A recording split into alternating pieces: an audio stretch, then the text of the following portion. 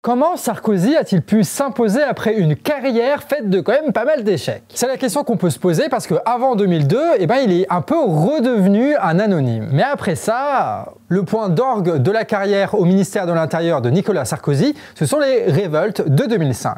C'est ce qui va nous servir à illustrer ce qu'on appelle le style Sarkozy. Bon, à ce moment-là, ça fait pas mal de décennies déjà que la police française est connue pour avoir la gâchette facile et pour se comporter comme des cow-boys dans les banlieues. En janvier 2005, on a un gars de 19 ans qui est touché par un tir de policier dans le 18e arrondissement de Paris, l'un des plus pauvres. En avril, un jeune homme se tue en scooter du fait de la BAC, la brigade anti-criminalité, qui le poursuit. À la Courneuve, en juin 2005, un enfant est tué dans un règlement de compte. Et voilà ce que propose Nicolas Sarkozy, alors ministre de l'Intérieur, comme discours. Je ne tolérerai pas les comportements de voyous. On va donc nettoyer au propre comme au figuré la cité des 4000.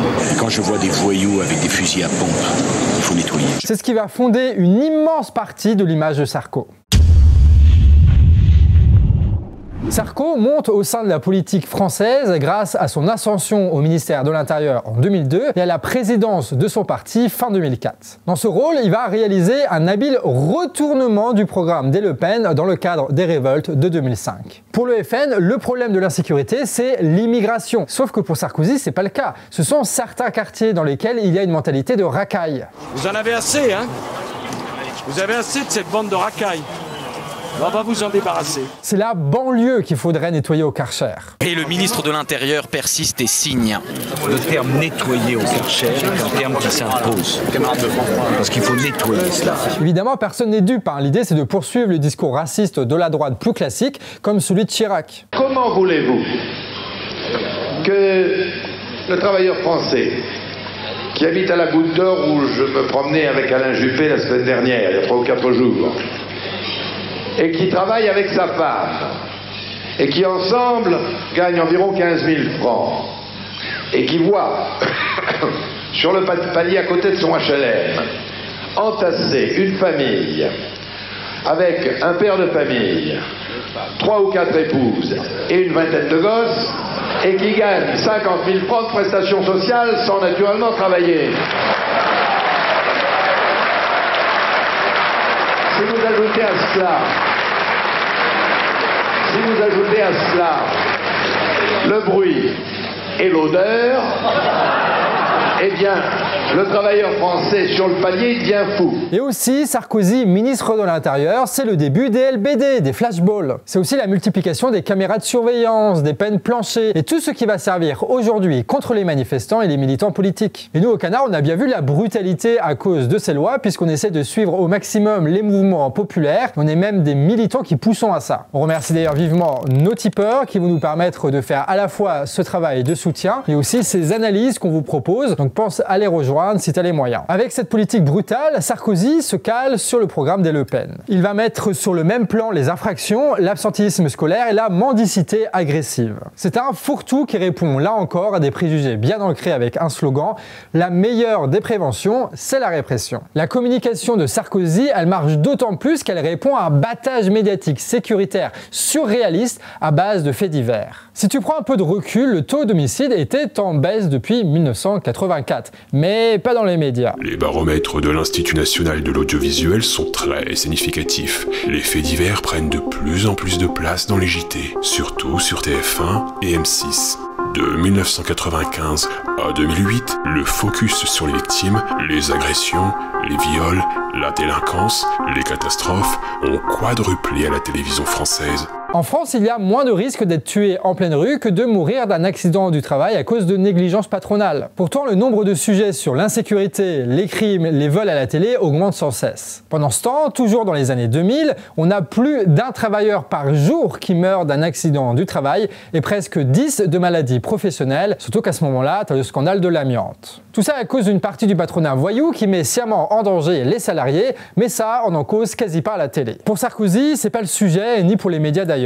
Au lieu de l'inspection du travail, c'est le ministère de l'Intérieur qui va bénéficier d'un budget record de 5,6 milliards d'euros entre 2003 et 2007, correspondant à la création de 13 500 emplois dans la police et la gendarmerie. Ce qui est intéressant, c'est ce qu'ils vont faire, ces policiers. Parce que Sarkozy, au ministère puis à la présidence, c'est avant tout la politique du chiffre. Cette idée de mettre des indicateurs chiffrés partout fait que les commissariats vont dépenser l'énergie dans des rédactions de PV à expulser des gens ou à harceler les usagers de drogue. Parce que aller résoudre des situations plus complexes, comme des agressions par exemple, ça prend du temps et ça remplit pas assez vite le quota auquel ils sont soumis. Quotas et chiffres qui les mettent en colère déjà à l'époque. Le résultat est clair, alors que la criminalité et la délinquance sont stables, au niveau des condamnations en justice et des gens en prison ou juste surveillés, ça fait bondir les nombres. Au niveau de la justice, c'est encore pire. Sarko, il veut mettre tout le monde à ses ordres, comme avec la nomination de procureur à sa botte. Par exemple, Philippe Courroy, nommé à Nanterre en 2007. Il va même vouloir supprimer la fonction de juge d'instruction parce que trop indépendante du pouvoir politique. Juge sans lequel il ne serait pas aujourd'hui devant plusieurs tribunaux,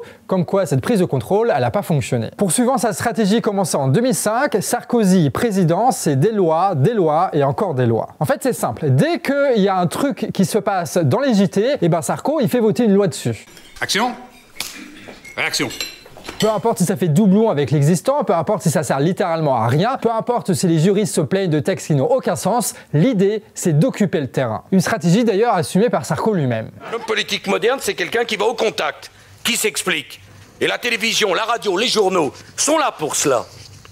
Et justement, il faut se battre pour gagner cette bataille de la communication qui est la plus difficile à gagner. On appelle ça une stratégie d'omniprésence médiatique. Sarkozy, ministre de l'Intérieur, c'est énormément de déplacements officiels, souvent pour réagir à des faits divers et se montrer, là encore, toujours devant les caméras.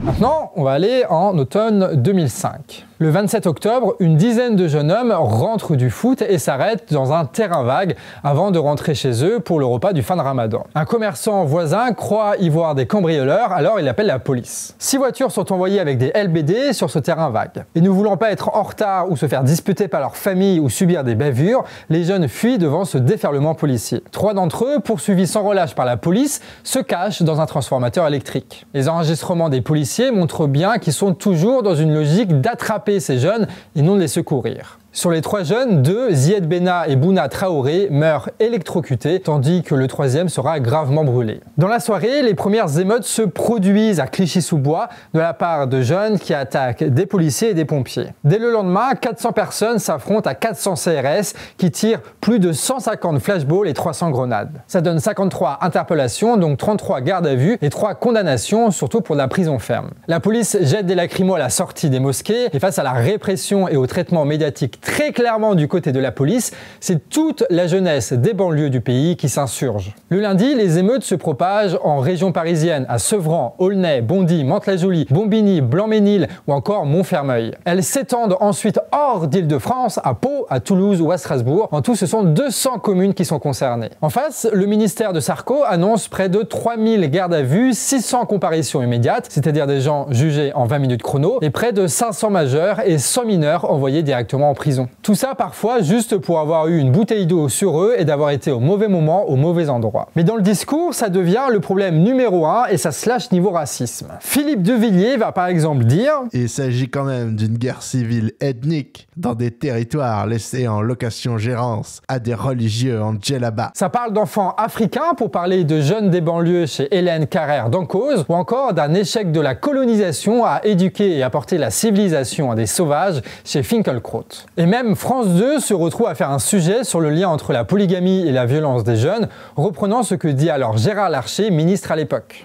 L'absence de structure d'un certain nombre de jeunes venait qui n'avaient pas vécu des conditions, j'allais dire familiales, comparables aux autres. La propagation de ces discours racistes permet au gouvernement de proclamer l'état d'urgence le 8 novembre. Et c'est un effet de com', parce que ça a servi que à faire des couvre-feux, sauf que même sans état d'urgence, les villes peuvent prononcer des couvre-feux. Mais l'objectif n'est pas là, puisque dans les sondages, les gens sont ravis et se sentent rassurés. Factuellement, il ne s'est rien passé, mais c'est populaire, donc ça valait le coup d'en faire des caisses. Et ça va être la marque de fabrique de Sarkozy.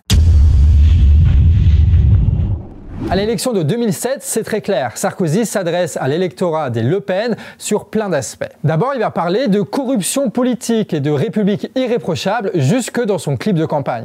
Je veux une république irréprochable. Son discours a très mal vieilli, parce que Sarko aujourd'hui c'est le plus corrompu des présidents français qu'on ait. Mais sa stratégie est bien rodée et il s'en servira jusqu'à l'os. Dans la même démarche, pendant sa campagne avec son travailler plus pour gagner plus, il dénonce l'assistanat. Une fois président, il va même dénoncer le capitalisme des spéculateurs en appelant son parti à se rapprocher du monde ouvrier. Le travail, le mérite, l'effort, la nation, l'ordre républicain, oui, mais il faut s'approprier d'autres valeurs, abandonnées par d'autres familles politiques, l'humanité, la solidarité. Le monde ouvrier, en particulier celui sensible aux arguments des Le Pen, c'est ça son vrai public de cible. Et ça jusque dans sa manière de parler d'ailleurs, regardez Sarkozy dans les années 90. Il faut essayer d'expliquer les choses, finalement comment ça se passe aujourd'hui, car moi je me demande bien ce que les Français comprennent à ce spectacle. Il parle avec le ton mais vraiment caractéristique des hommes politiques de son époque. Et c'est normal, c'est un avocat qui est dans le parti dès l'âge adulte et copie ses maîtres comme ses collègues de parti. Il parle bien, en gros il parle comme un bourgeois, avec de la tenue, avec de la mesure. Mais petit à petit il va passer par ça par exemple.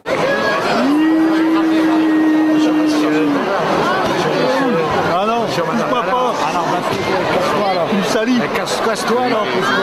Ce n'est pas une baisse de niveau politique de sa part, mais bel et bien un changement de stratégie d'image. Alors que les hommes politiques qui prétendent au pouvoir dans les années 2000 restent dans une volonté d'incarner le sérieux, Nicolas Sarkozy, lui, doit incarner une rupture. Mais ce qui est compliqué dans le cadre de la présidentielle de 2007, parce que il se retrouve à devoir succéder à Chirac, quelqu'un qui est du même parti que lui. Et pour ça, il va travailler jusqu'à sa manière de parler pour faire plus vrai, plus spontané, plus peuple, à l'opposé de sa classe politique à ce moment-là. Une stratégie d'image qui va bien avec quelques changements idéologiques. Sans prendre sa carte au Front National, Nicolas Sarkozy va bel et bien procéder à un grand retournement des idées des Le Pen. Ainsi, le problème du chômage des Français, c'est pas ce que disait le FN, c'est-à-dire des Noirs et des Arabes qui sont feignants et qui profitent des aides sociales. Pour Sarkozy, ce n'est pas non plus, comme dirait le RN aujourd'hui, que l'immigration massive ne doit pas en bénéficier parce qu'on n'a plus d'argent pour les vrais Français. Non, pour Sarkozy, ce sont les gens qui touchent les aides sociales qui sont des fainéants, tous confondus. Ça permet déjà de ne plus chercher à comprendre pourquoi il y a des licenciements qui se produisent et donc ça déresponsabilise les entreprises qui font ces plans de licenciement et l'État qui le permet. Parce que là tout d'un coup c'est la faute aux chômeurs s'ils sont au chômage. Et en plus ça permet d'aller dans la même logique. On va réduire tous les droits et tout le fric qu'on donne aux personnes au chômage officiellement parce que ça les inciterait à ne pas avoir de travail. Tout ça sans passer pour un gros raciste dans la propagande qui est de toute façon un sabot puisque les patrons des médias sont avec lui et sont favorisés par ce discours en cachant les véritables responsables qui génèrent tant de peur et de perte d'emploi. C'est même clairement affiché là par exemple juste avant son investiture, Sarko part en vacances sur un yacht, le yacht de Bolloré et voilà comment il se justifie. Vincent Bolloré est un des grands industriels français. Il n'a jamais travaillé avec l'État. Il fait honneur à l'économie française.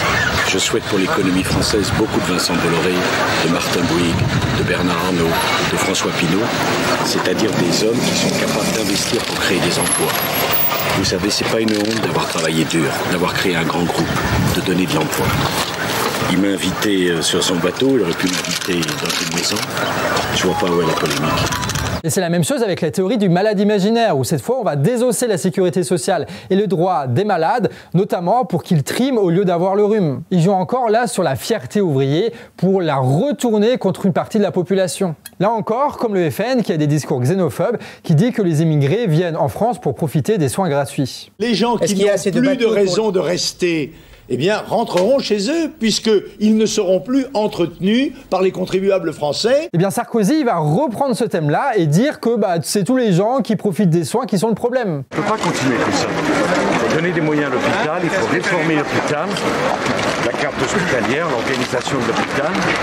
Il faut prendre conscience qu'il y a beaucoup de douleurs et beaucoup de souffrances et que le personnel qui supporte tout ça mérite de la considération à la fois morale, personnelle et financière. Là où le FN voulait délégitimer seulement une partie du peuple dans son recours aux aides sociales, aux soins et aux services publics, l'UMP de Sarkozy délégitime ce que la droite attaque depuis des décennies mais sans l'assumer, les conquêtes les plus élémentaires de la libération, donc avant tout la sécurité sociale. Dans notre projet, nous avons uni toutes les classes de la société.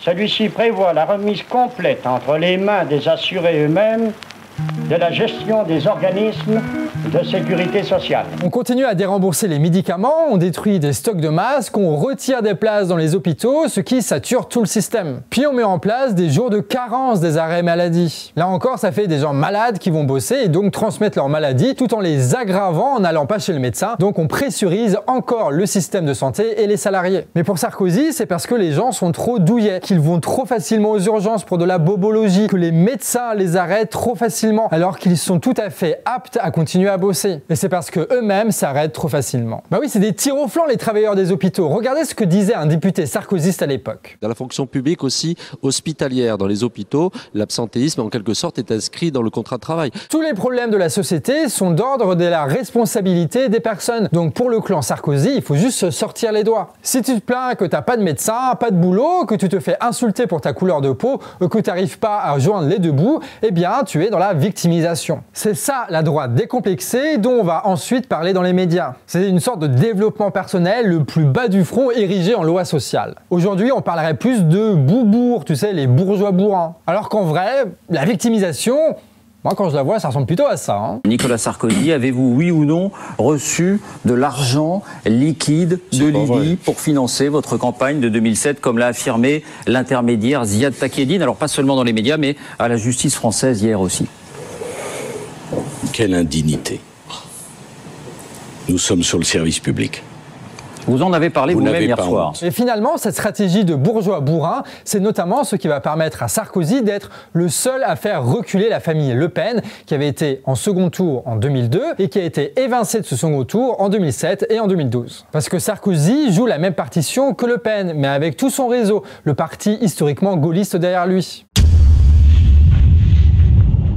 En 2005, au moment des révoltes, Nicolas Sarkozy est sommé de réagir. Problème, Sarkozy ne sait rien et donc il va dire ça. Ces jeunes essayaient d'échapper à la police, mais ils n'étaient pas à ce moment-là, d'après ce qui m'est indiqué dans le rapport écrit que j'ai reçu, ils n'étaient pas à ce moment-là poursuivis physiquement par la police. Alors le vol n'a jamais eu lieu, mais dans la version officielle de cette histoire, les jeunes ont été empêchés de voler parce que la police est arrivée. C'est bien pratique, mais complètement invérifiable. Pourtant, en 2015, ça servira de défense à la police en justice et ça va marcher puisque personne ne sera condamné. En plus, sur le moment, ça a permis de montrer du doigt une population, les jeunes de banlieue, comme étant des délinquants par principe. Comme toujours, on reprend ce que dit les Le Pen pour récupérer des voix et en plus de ça, on tape sur des gens qui en général ne votent pas, donc ça ne représente aucun risque électoral, c'est tout bénef. Les émeutes de 2005, c'est donc un condensé du style Sarkozy qui inonde depuis la vie politique française. La logique de Sarko, c'est que tu es responsable de tout, autant de ce que tu fais que de ce que tu subis. Il pointe du doigt des populations pour remettre toutes les fautes de l'État